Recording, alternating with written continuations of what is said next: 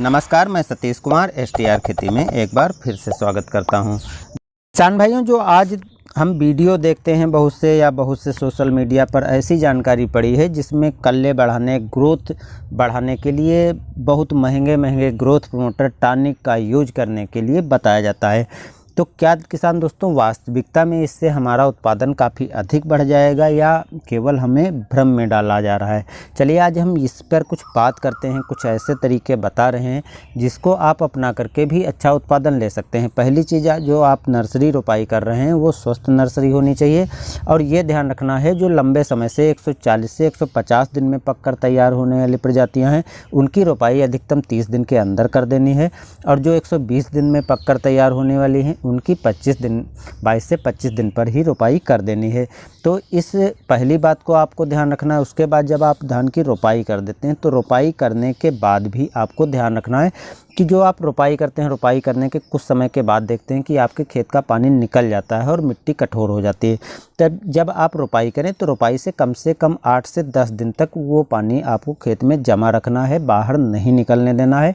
और इसी रोपाई के 8-10 दिन तक जो आप खेत में पानी रखते हैं, ये ज़रूरी नहीं कि बहुत पानी भरा रहे, 1 से 1.5 इंच भी पानी यदि है तो काफ़ी है।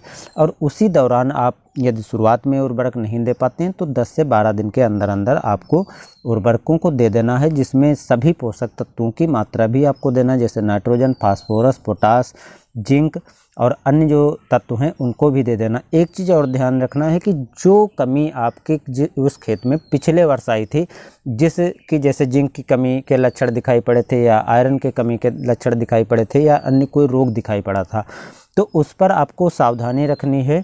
उस बात पर विशेष ध्यान रखना है कि जिंक की कमी दिखाई पड़े तो जिंक का प्रयोग ज़रूर करें।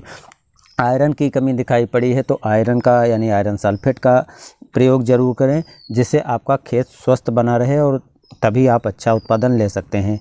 दूसरी चीज़, यदि किसी तत्व की आपको कमी दिखाई पड़ती है तो तत्काल पूरा करें। एक चीज़ और ध्यान रखना है कि जब आप धान की रोपाई के 12 दिन तक पानी जमा रखते हैं उसके 10 से 12 दिन तक, उसके बाद वो धीरे धीरे सूखना चालू होता है और 15 से 40 दिन का जो समय होता है वो टेलिंग का समय होता है। और उसके पहले जो आप आवश्यक पोषक तत्वों की पूर्ति कर दी है तो उसमें कुछ देसी तरीके हैं उसको टेलिंग बढ़ाने के लिए अपना सकते हैं, जैसे पाटा लगाना हो गया या ह्यूमिक एसिड जो घर पर उपलों के द्वारा बनाते हैं उसको यूज कर सकते हैं, या आप ग्रोथ प्रमोटर यूज भी करना चाहते हैं तो जो सस्ते आते हैं।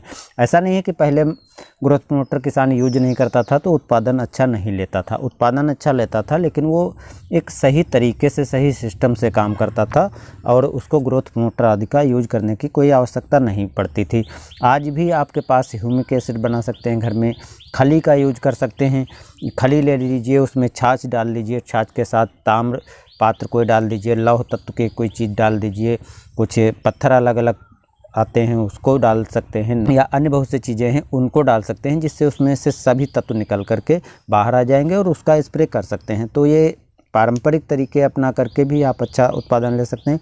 जब बात आती है 15 से 40 दिन के समय की, तो इस समय आपको ध्यान रखना है कि पर्याप्त नमी आपको बनाए रखना, बिल्कुल खेत को सुखाना नहीं। जैसे जब आप मिट्टी में अंगूठा दबाते हैं तो उस समय क्या होना चाहिए कि अंगूठा आसानी से जब तक दब रहा है खेत में मिट्टी में तब तक आपको सिंचाई नहीं करना है, लेकिन ज्यों ही आपको कुछ कड़ापन दिखाई पड़ता है तो उस समय आपको सिंचाई कर देना है।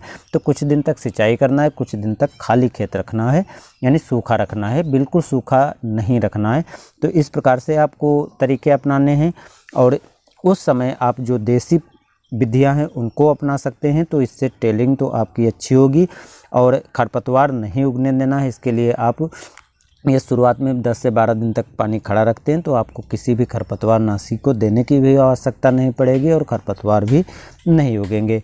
इसके साथ साथ एक चीज़ और आपको ध्यान रखना है, यदि किसी पोषक तत्व की कमी दिखाई पड़ रही, जिंक की कमी दिखाई पड़ रही, कहीं कहीं पर पौधे सफ़ेद हो रहे हैं, आयरन सल्फेट की कमी दिखाई पड़ रही, तो इनकी पूर्ति आपको ज़रूर कर देना है और समय पर पूरा करना है। यदि आपके खेत में कोई कीट लगा हो, जैसे पत्ती लपेटक, तना छेदक, तब आप दवाओं का यूज करें।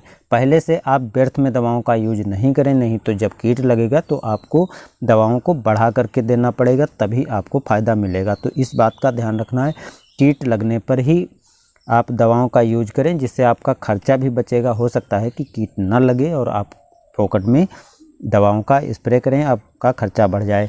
तो ज़रूरी नहीं है दोस्तों हम बहुत महंगे महंगे प्रोडक्टों को, बहुत महंगे महंगे टॉनिकों का यूज करके ही हम अच्छा उत्पादन ले सकते हैं।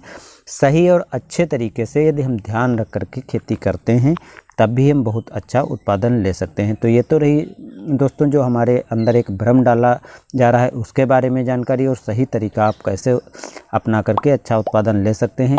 वीडियो पसंद आया होगा तो लाइक शेयर ज़रूर करिएगा, चैनल पर नए हैं तो सब्सक्राइब कर लीजिएगा। धन्यवाद।